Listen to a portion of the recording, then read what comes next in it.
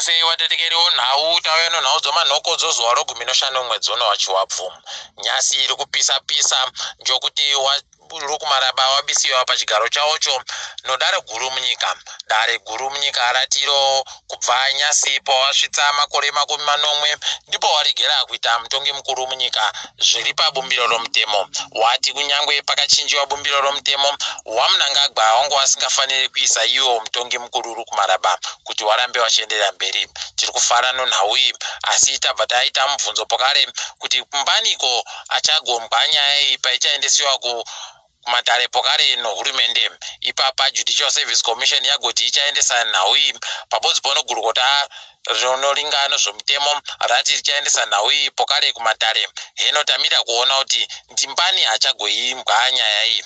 Ipapa Judicial Service Commission yatoti mutongi Elizabeth Gwaunza ndiye achaita mutongi achambobata matomu okuwa mutongi mukuru munyika. Tinoramba tichindoringira kuti wachaita atu zvino pawanenge wakabata matomu ya George Charamba doka ari kutukiwa nevanhu kuti ndo zvaakangwarira paduriso huku. Ipapa ari kureketa kuti mufarai henyu kureketa kuno asi tinoziva zvaro ngwena kwekuyajira ichisiya munhu uyu. Ipapa wati wachawida kuhwisa kusvikira wakunda pokare. Ticharamba takandoringa. Wamunangagwa anozuro wagoita manyadzo makuru okuti mutungamiri wenyika anonzi agopa zvipatara zvomunyika ambulenzi ibodzi paagopa chipatara choUBH pabodzi pono chogwanda. Zvatohwadza vazhinji wakadoka warundoseka kuti kana nesuwo taakutotiwo patinotengawo chingwa kumba kwedu togotiwo tiroverei manja tapa chingwa kumhuri yekwedu nekuti ndio basa ratinofanira kunge tichitoita. Idi ticharamba tichiti dai wachinja mumaitiro.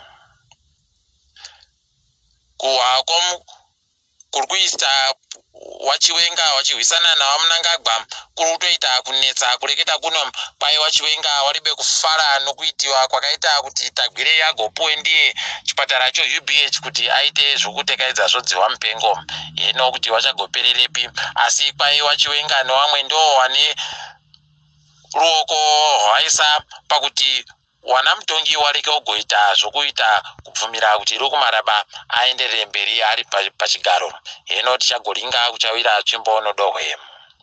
Tiri kufara kuti kuno machiremba anenge aripo anenge achibatsira vanhu vakazvitakura pabodzi pono kuongorora vamwe wano chirwere chogomarara. Kureketa kuno wati wachagenga wari paDomboshawa More Life Primary School. Ticharamba tichiti ngazviitike izvi kwakawanda. Wati vanenge varipo zuva rochi20 mwedzi uno ngubva nguva dzo20 kusvika nguva dzo11. Bai no hurumende tabvumirana nevanogaya chigayo kuti wareke goita vanhu vanopinza chibahwe munyika.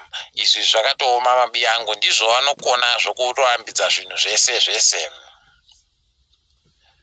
Idi nhau yomabhengi edu anotadza kuita tuzvino iri kuhwadza vazhinji. Kureketa kuno nyaya dzokubiwa kwavanhu mari yakarepa iyo kunze kwenyika kururamba uchienderera mberi. Ipapa kune vamwe wakabiwa mari inoita zviuru 163 omari yokuAmerica.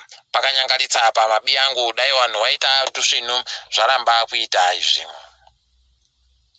Wacharamba George Nyasi waenda pokare pamberi wari kureketa mazwi orusarura ganda anomhura kunyangwe nebumbiro romutemo. Watiwo vanhu vari kuita zvokuhwisana nomatanho akutohwa nohurumende ya vanhu vari kuramba vachisenzera varungu pabodzi pono vanhu vasina mapfi. Izvi zvinotohwadza mabi angu. Dai rimwe nyika aiwa watodzingiwa kana kudesiwa mujeri chaimo. Kuno mumwe mubvana anga ari kusenza kubazi rokuchengeta vanhu ari kuChipinge aipiwa gore ribodzi rokugara mujeri nomutongi wekuChipinge nokuba kwaita mari inoita mazviuru 20 omari yomunyika yenge iri mumafoni oNet1 anga ari kubazi rim. Pakanyangara apa kwai kuno murume apfa kukwekwe kuchipatara anga ano chirwere chodziwa mupengo chakaboeka kuIndia. Kwai murume iyu akanga abenuka kubva kuIndia. Ipapa vanhu vari kuita kungwenda, kusaya pokuringano, kusaya pokubata, kusaya kuziva kuti woita zvokudini, nokuti chirwere ichi chinenge chakatokomba chiri kubva kuIndia chi. Tiringe hedu dzopasire semu. South Africa yagotiyo yakunhadzira kuti ise zvimwe zviga zvokuti vanhu vareke kugotekaira pokare uye mabhizinesi mamwe apfikiwe. Vari kuti izvo vari kuda kumisa chirwere ichi kusimuka icho chakuita pokare pakanyangara pamabiyangu. Kukungura kwedu kwakutanda mabiyangu, bhiriji rokazungura rakavhuriwa kwakutoita kuita kudemba chokwadi. Kwai zuva rokutanda wagokwanisa kutora mari yokuBotswana inoita zviuru 200 chaiyo zuva ribodzi, kutoriwa kuti pagoreno kana zvikaramba zvakadari iri bekuingidzira hayo wachanga wachikona kutora mamiliyoni 6 chaiyo omari yokuAmerica pagore.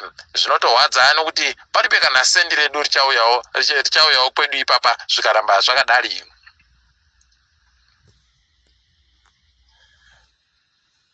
Kwai kuDRC kwasungiwa kukapiwa vanhu mutongo wokupfa vanhu vanosvika 20 nokuda kwokuhwisana kwawagoita vanhu vochichawa vochimoziremu. Zvinotorwadza izvi mabiyangu.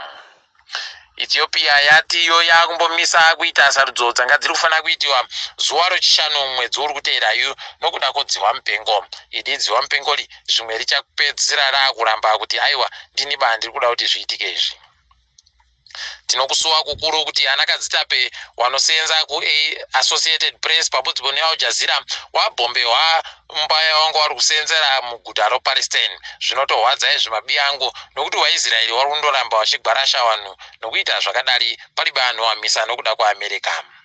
Chelsea yajiwa nyasi yajiwa noLeicester City mukutamba kweFA Cup. Toramba chiti makorokoto Leicester City tiri papo mabiyangu todipfamira pano kwanyasi. Ndini wenyu Mhanduwewo Nhau.